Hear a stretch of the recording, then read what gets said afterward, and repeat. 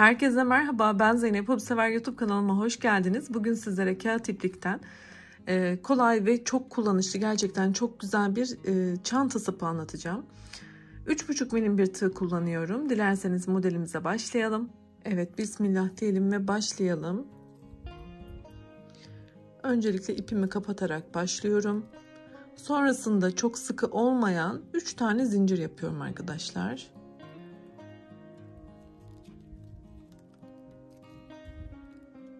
Tığıma ipimi bir kere doladım.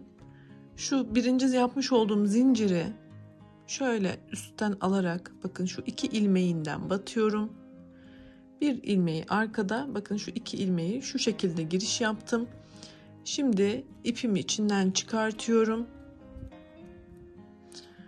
Tığımda 3 tane ilmek beklemekte. Önce ikisini, sonra diğer ikisini çıkartıyorum. Ve başladım kurulumu yapmaya. Burayı dikkatli ve düzgün yaparsak bundan sonrası çok kolaylaşıyor gerçekten. Tekrar tığıma ipimi doladım ve örgümü çevirdim. Şöyle şuradaki 2 ilmeği, şu an 2 ilmek var arkadaşlar. Bir kez daha göstereyim. Şöyle çevirdikten sonra bakın şu noktaya batıyorum. İlmeğimi çıkarttım. Yine tığımda 3 tane ilmek bekliyor. İkişer ikişer çıkartıyorum.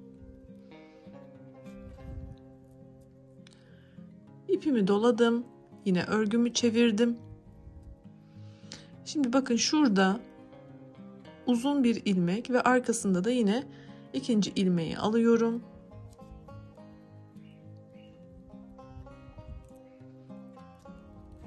Yavaş yapmaya çalışıyorum sizler rahat görün diye. Şöyle yine ikişer ikişer çıkartıyorum.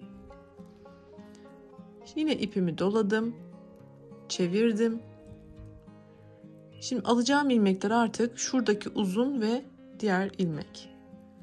Kendini gösterecek arkadaşlar. Yaparken bunu fark edeceksiniz. Hangi ilmeklere batacağınızı. İkişer ikişer çıkartıyorum. Tığıma bir kere doladım. Yine çevirdim. Bakın hemen gözüküyor. Şöyle bakın.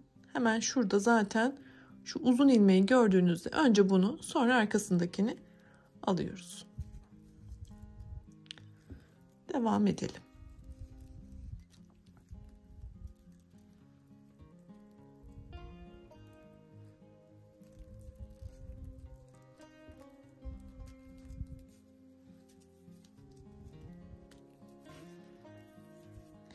Şurada dikkat ederseniz yanda ilmekler hep iç içe geçiyor. Her iki tarafta da.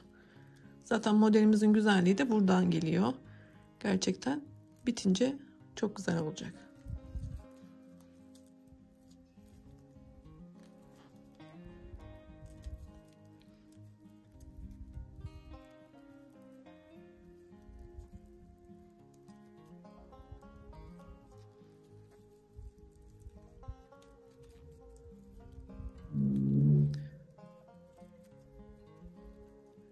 Çok da hızlı ilerliyor bence bu model.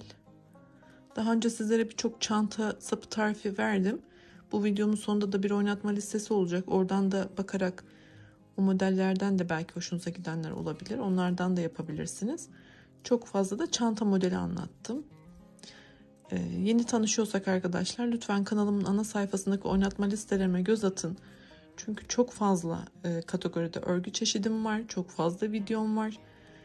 Eminim hoşunuza gidecek başka çalışmalarım da olacaktır diye düşünüyorum. Takip etmeye, abone olmaya, değer görürseniz de çok memnun olurum. Abonelikler ücretsiz. Bizlere motivasyon oluyor. Abone sayılarımız, beğeniler, yorumlar bizim için çok kıymetli. Evet, ben biraz daha modelimi örmeye devam edeceğim. Daha net görmeniz için şöyle yapıp geliyorum. Evet, ben biraz daha örgümü devam ettirdim. Şöyle görmeniz için. Oldukça güzel oldu gerçekten. Esnemede yapmayan çok güzel bir model.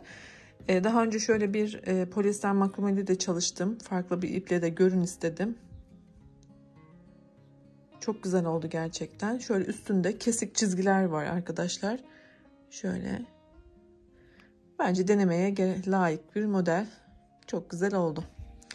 Umarım beğenmişsinizdir. Yeni videolarda görüşmek ümidiyle. Sağlıkla kalın, hoşça kalın.